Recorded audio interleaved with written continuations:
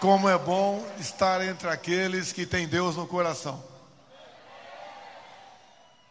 Às vezes eu me pergunto, quem sou eu? O que fiz para chegar até aqui?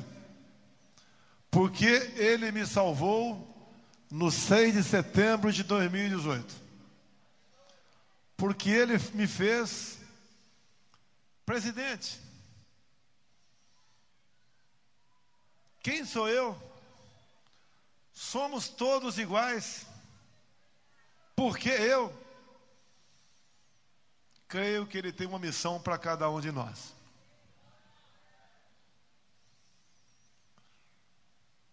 O André, meu vizinho do Vado Ribeira, região mais pobre do estado de São Paulo.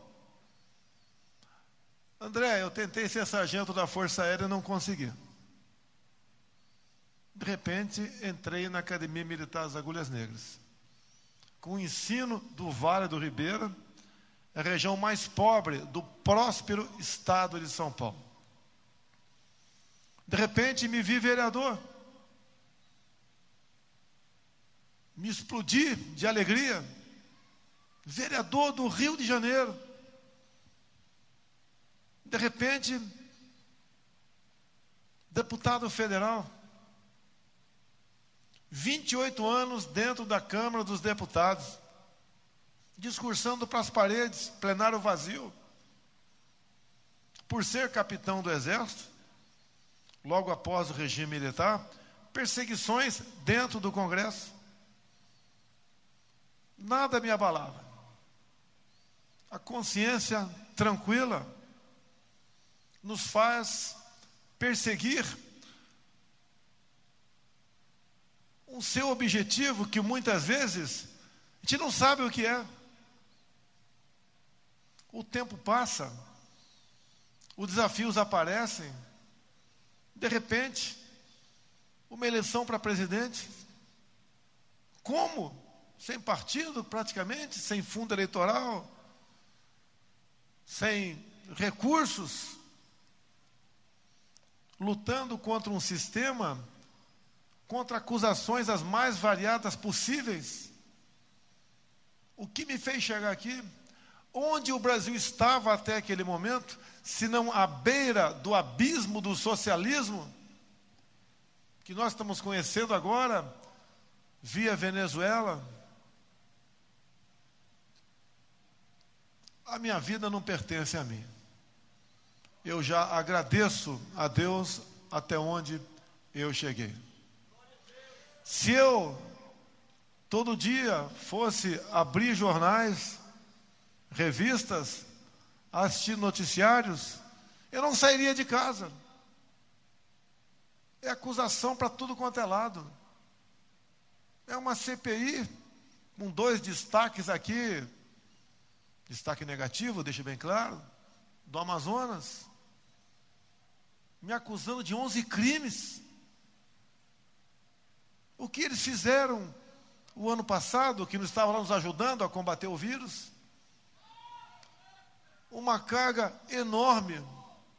Já disse, só Deus me tira daqui.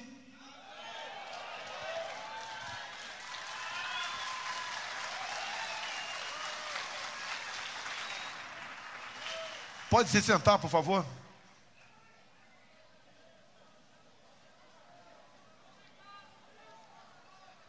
O que passamos o ano passado, ainda temos algum reflexo no corrente ano. O que me faz o povo me tratar bem em qualquer lugar do Brasil, como inflação alta, combustível alto, desemprego ainda alto. Esse povo tem fé, sabe o que nós estamos fazendo, sabe o que está acontecendo no mundo. O nosso preço é menor do que o lá de fora, que está sofrendo muito mais do que nós. É a confiança, é a fé, é olhar na minha cara e sentir que eu estou falando a verdade. O meu comportamento, desde quando eu assumi a presidência, não foi diferente daquilo que eu fazia, daquilo que eu fiz ao longo de 30 anos de vida parlamentar.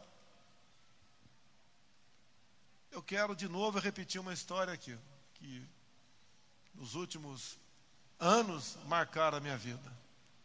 Alguém já ouviu falar isso? Vou repetir. Estava nos idos 2017, cansado, após uma reunião com amigos em Cuiabá, e fui para um hotel 3 estrelas. Padrão, o hotel de trânsito, que eu estava aqui ontem, mas me sentindo bem. Por volta da meia-noite, 1h, comecei a conversar com o porteiro. Era um atendente, ele fazia tudo naquele pequeno restaurante, naquele pequeno hotel.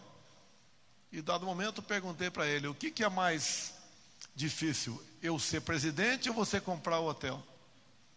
Ele riu e falou: mais difícil é você ser presidente. É lógico. Mas alguns longos minutos, fui dormir. De repente eu sou presidente e fico pensando: como seria bom eu encontrar com aquele porteiro, que eu sou presidente e ele continua porteiro. Será que continua? Qual o recado que fica? Eu sou presidente e você é porteiro? Não! O recado que fica é quando se traça um objetivo, se tem uma meta, se empenha, se dedica, tem fé, você atinge o seu objetivo. Nada é impossível para nós. Estando ao lado de pessoas certas e tendo Deus no coração.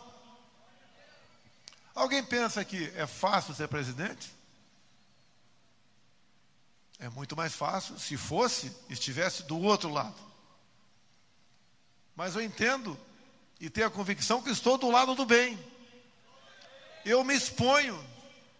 Alguns dizem, ele atravessa a rua para pisar numa caça de banana no outro lado da calçada. Eu tenho que decidir.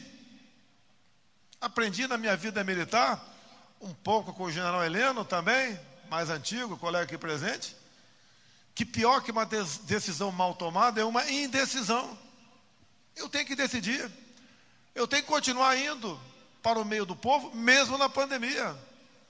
Aquele terror da pandemia, que muita gente morreu. Ninguém quer morrer. Mas não poderia, num momento difícil da nação, eu ficar dentro de um palácio com toda mordomia.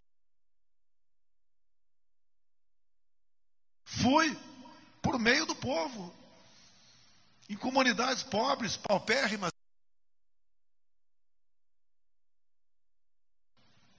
Que me veio à mente novamente no dia de ontem. Exército Brasileiro, o que eu vi está numa live.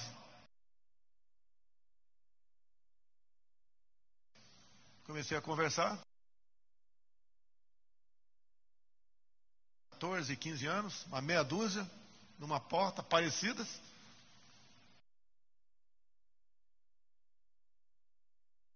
Posso entrar? Entrei. Tinha umas 20 meninas naquele sábado de manhã, numa comunidade pobre de Brasília. Meu Deus do céu. O que 20 meninas venezuelanas, refugiadas, jovens, um pouco mais velha que a minha filha Laura, de 11 anos,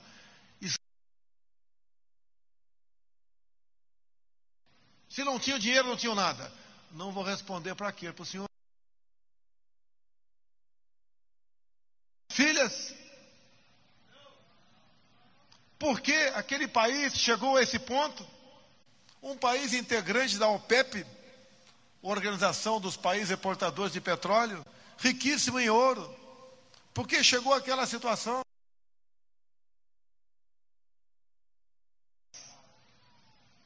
Pessoas atraídas para a facilidade, acreditando no homem, que ele daria prosperidade, paz, riqueza. E não é bem assim a nossa vida. tem gente que oferece para todos nós aqui isso. Já passamos por isso várias vezes e sabemos quais são as consequências. Mas o momento é mais do que grave. Deus nos salvou do socialismo em 2018.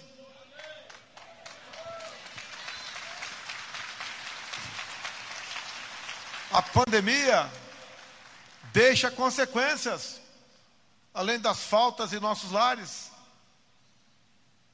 Deixa consequência na economia. Vocês se lembram?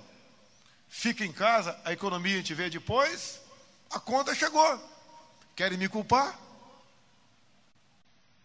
Não fechei uma casa de comércio sequer. Não tirei o direito de ir e vir de ninguém.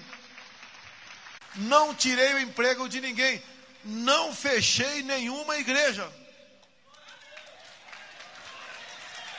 Não decretei lockdown, toque de recolher, medidas restritivas. Nós temos que viver. Era uma guerra.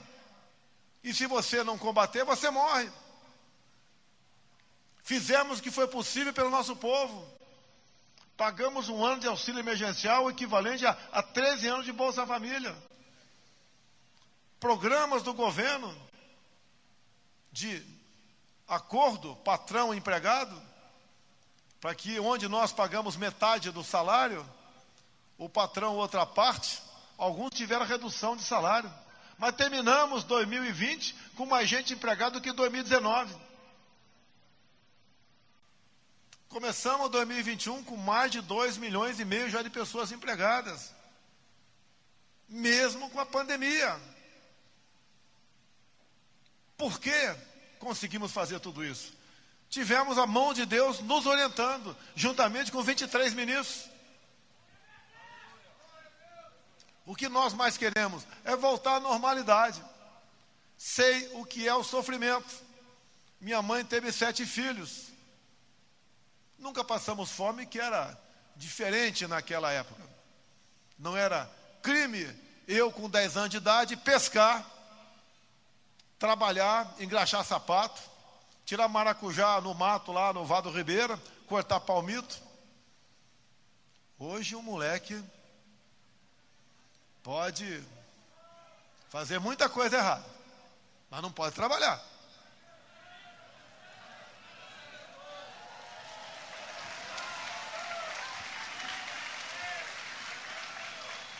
Meu tempo de garoto, apesar da minha distância de idade bastante grande para o André, uns 20 anos, o orgulho nosso era aparecer no quadro de honra da escola, como melhor aluno daquela matéria.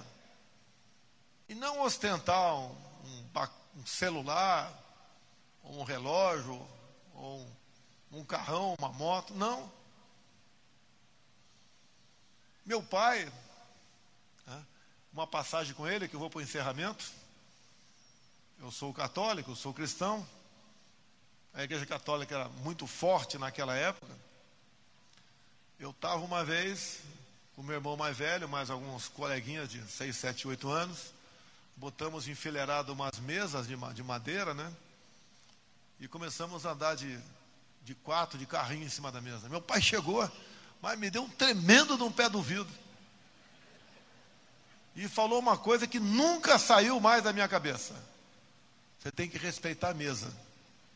Aí é um local onde se come o pão e se vela o corpo. Era a educação daquela época. Essa era a nossa vida. Esse é o exemplo que ficou do meu pai, bastante tosco, mas que ficou dele. Se ele fosse frouxo, quem eu seria? Uma outra passagem que ninguém sabe aqui, nem os militares.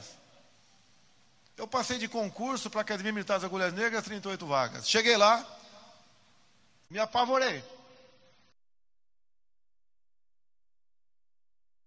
Passou uma linha com giz no quadro negro, botou 2 pontinhos de baixo, falou: isso aqui é uma linha de fé.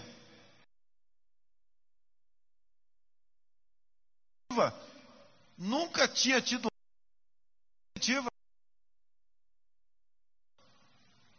pedi para o capitão e sua chefe meu desligamento. Ele falou, olha, vou te dar 3 dias, 4, vai para casa, se não voltar mais está desligado. Peguei um cometa ali numa parada em Resende, na metade do caminho entre São Paulo e Curitiba, posto Petropem, desembarquei e cheguei em casa. Meu pai me viu, o que você está fazendo aqui? Eu não vou ficar mais na academia. Ele olhou para minha cara e falou, o próximo cometa de volta é amanhã cedo, tu vai voltar para lá. Voltei e fui um dos 10 melhores alunos em descritiva da academia no primeiro ano. Desafios. Temos que vencê-los. Desafio maior do que eu tenho no momento. Está à frente de uma nação de 210 milhões de pessoas. Ataques por tudo quanto é lado. Esses que atacam não chegam para mim e falam, a solução é essa. Falam, olha o povo aí, as imagens, disputando osso num caminhão. Tá? Eu não mandei o povo ficar em casa. Eu não destruí empregos. Eu não mexi com a economia. Mas eu tenho que resolver o assunto. Quando eu te apresento uma proposta para passar em média o Bolsa Família de 192 para 400, me acusa de fazer demagogia, de querer uma reeleição em cima dos mais pobres. Se eu fico quieto, estou matando o povo de fome. Se eu tento fazer alguma coisa, estou fazendo demagogia. É o tempo todo. A busca pelaquela minha cadeira, indo para o encerramento. Mas por que querem tanto aquela cadeira? Vocês se lembram, há pouco tempo, toda semana tinha 2, 3 casos de corrupção no governo. Estamos completando 3 anos sem nenhum caso. A gente pega o prejuízo das estatais em 2015, o lucro das estatais em 2020. A diferença na casa dos 90 bilhões de reais. Para onde ia esse dinheiro? Que país rico. Que país fantástico. Ninguém tem o que nós temos. Inclusive um povo que nós temos. Ninguém tem. Um povo tolerante, que acredita, mas sendo conduzido por quem? Volto aqui para o André Mendonça. Alguém disse lá atrás, péssimas leis com bons juízes, temos um futuro. Excelentes leis com maus juízes, não temos futuro. O que eu quero para o Supremo? O que eu poderia negociar com essa indicação? Com quem negociar essa indicação? Da onde veio o nome do André?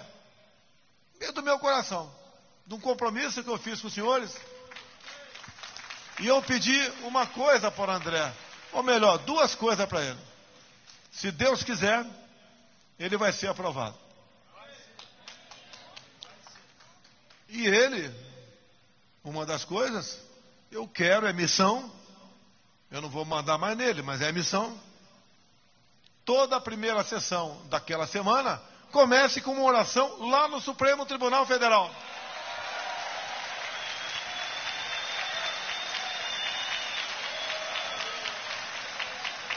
Não precisava dar conselho para ele, até pela sua idade e pelo que ele demonstrou até agora. André, nunca se esqueça do seu passado.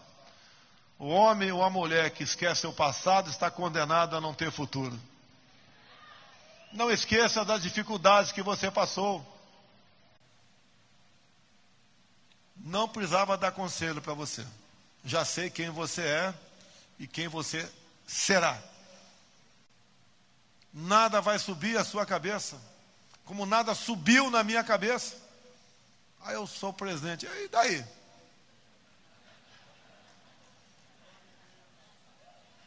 É uma missão, não é fácil.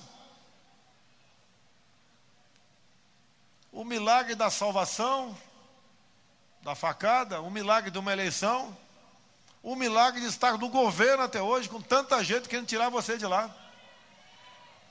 Não vão tirar.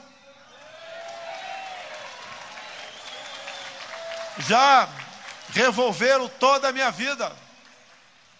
Não se cansam. Não é que não vão achar, não tem. O que eu quero para o meu país é o bem de vocês.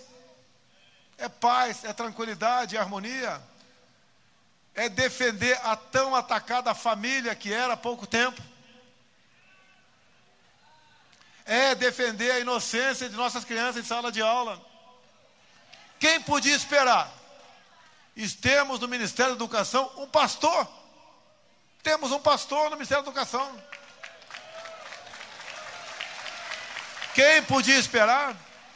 Tem uma ministra como a Damares, no Ministério da Família e Direitos Humanos.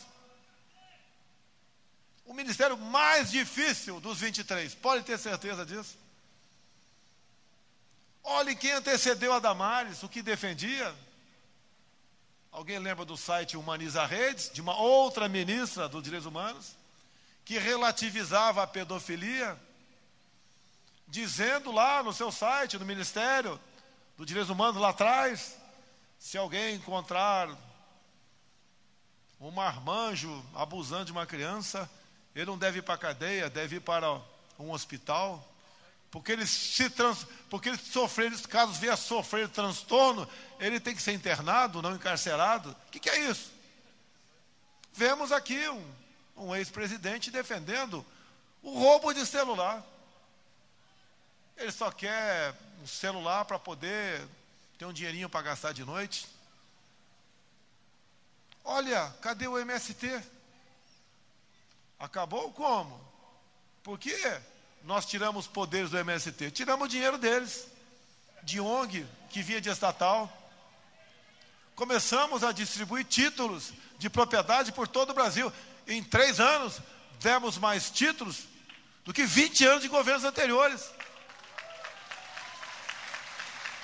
O caboclo do MST, muitos com 50, 60, 70 anos, que representam 20 anos mais do que isso, dada a vida que levam, pega aquele papel como se fosse uma carta de alforria. Não são mais usados para invadir terra de terceiros. O que é esse governo? Como vivíamos há pouco tempo atrás? O que se defendia? O que se fazia com a res pública? E o que acontece hoje em dia? Quantas mamatas nós cortamos, tipo a Lei Rouanet? Cadê aqueles artistas que vinham bajulando governos anteriores? E agora só me criticam? O que eles perderam? Dinheiro de vocês. Dinheiro dito da cultura. Que cultura era aquela do passado? Onde víamos uma cena de um presidente, junto com vários ministros, inclusive o da defesa, que era um civil. Cenas horripilantes pela frente, de pessoas rolando na frente dele. Isso é cultura. É assim que essa nação vai se fortalecer. É assim que nós podemos pensar em ter futuro. Esse era o nosso Brasil. Por isso que eu entendo que hoje sou presidente por missão de Deus. Jamais, André, alguém podia esperar o que poderia sair do Vado Ribeiro. Peço a Deus que ilumine os senadores, que a sabatina não é conhecimento. Se aplicar uma prova escrita para o André aqui, eu duvido que ele tire menos de 9,5. A sabatina é um sentimento. É o que alguns pensam dele. É uma coisa, muitas vezes, pessoal. Ele tem tudo para ser aprovado. Não justifica 3 meses de atraso. Imagine a angústia. Por que não bota em votação? O presidente da Comissão de Constituição e Justiça foi meu aliado em 2 anos que ele esteve à frente do Senado Federal. Por que essa mudança? Não sei. O que ele quer, não sei. Mas, como somos 30% de evangélico e 90% de cristão, por que não o evangélico, com um grande conhecimento, uma grande bagagem jurídica, lá dentro do Supremo Tribunal Federal? Qualquer casa, Deus nunca é demais. Deus sempre é bem-vindo em qualquer ambiente. Esse local onde estou, confesso, quando estou em ambiente como esse, prefiro mais ouvir do que falar. Não nasci para ser um orador. Procuro dar o meu recado.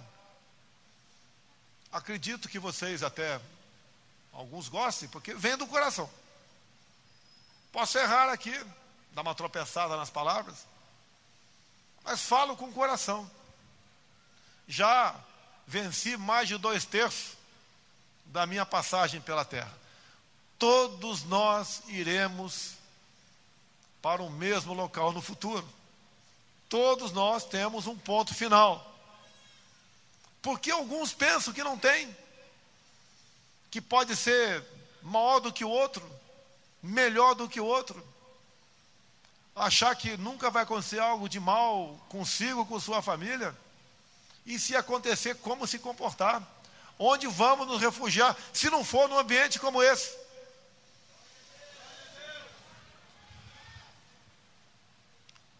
Meus senhores, minhas senhoras, prezado Samuel, obrigado pelo convite. Prezado Magno Malta, meu quase vice-presidente. Peço a Deus que você volte à política, você faz falta para nós naquela casa. Acredito, tenho fé, que nós seremos uma grande nação. André, se couber uma reeleição para mim, caso venha disputar, no início de 2023, tem mais 2 vagas para o Supremo.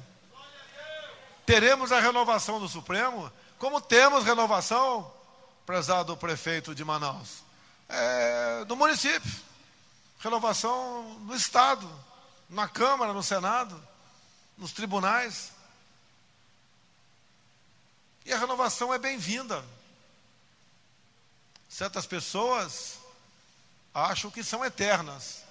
Não são eternas. E como deve ser duro a solidão. Apesar de eu não poder sair por um motivo, que eu sou positivamente bem assediado, graças a Deus, outros não podem sair porque não tem clima.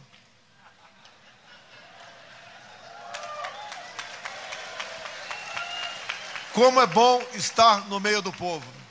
Como é bom olhar nos olhos de vocês.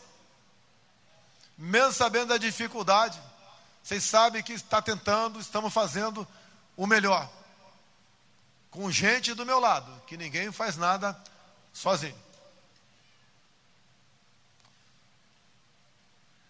Uma andorinha não faz verão, mas todo verão começa com uma andorinha.